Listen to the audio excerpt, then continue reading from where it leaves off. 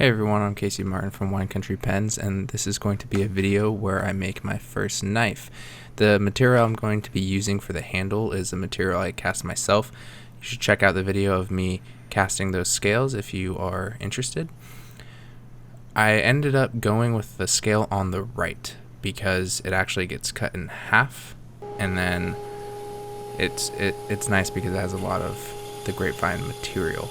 So right now I'm just cutting the scale in half to size for this particular kit, and then after that I will trace out the handle onto these scales themselves, and then I will cut a lot of the material off that to save time when it comes to sanding.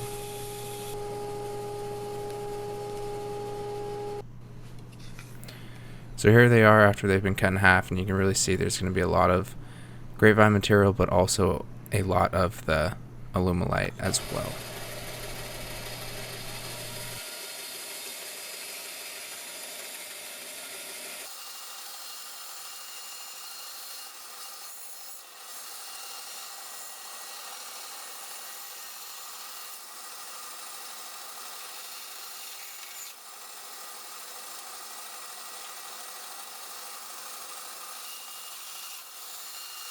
Since this was my first time making a knife, I actually almost cut too much off on that second scale you just saw me finish right there, and luckily it ended up working out fine.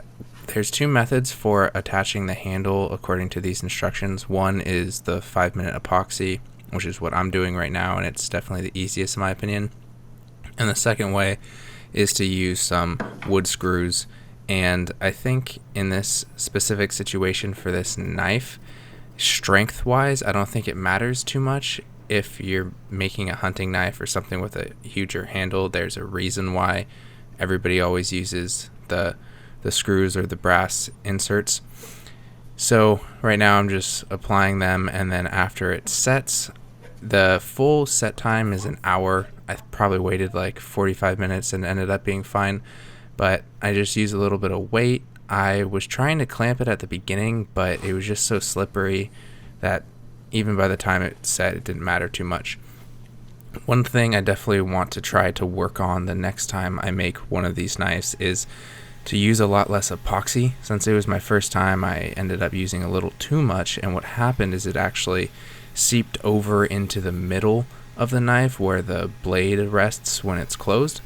And that wasn't too big of a deal. I just took my Stanley knife and just scraped and cut a lot of the epoxy that had hardened in the middle out of it. So it wasn't a big deal, but it was just annoying at first because the liner lock wouldn't work correctly, and I just had to clean it out. And like I said, not a big deal, but definitely room to improve next time. So right now I'm just using my sanders. This is the oscillating spindle sander. And then I go back and forth between this guy and the belt and disc sander. I end up using this guy the majority of the time because, as you can see me do right now, I put on this smaller spindle for the sander, and then after that I'm able to get all the little curves and the nooks and crannies and stuff like that. So pretty much just sanding for now.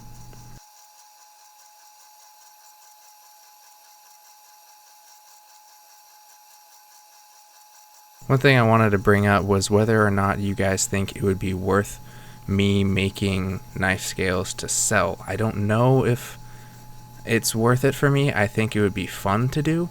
If anybody thinks that they would be interested in it, definitely let me know down below, because I think it would be fun. It's definitely cool seeing my blanks turned into something, and knives are definitely fun to make. So right now I'm just using my disc sander, and I started with 120 grit to do some final shaping and rounding, as you can see right there.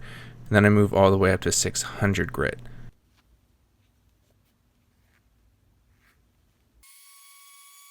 What's pretty cool is I got this little kit off of Amazon for 20 bucks that basically is a shop vac adapter kit that has all these different adapters that you can hook up your power tools to that normally have bags to your shop vac. So that's what, if you're wondering what that tube coming off the end of my sander, that's what that is.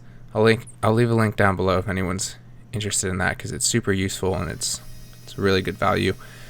After this 600 grit, I hand apply a coat of Triple E Ultra Wax, and then I ended up realizing it didn't do too much, so what I did after that is I took it to the buffing wheel, and after the buffing wheel I put the clip back on and it looked really, really good. So let me know what you guys think down below. I really hope you guys enjoyed this video.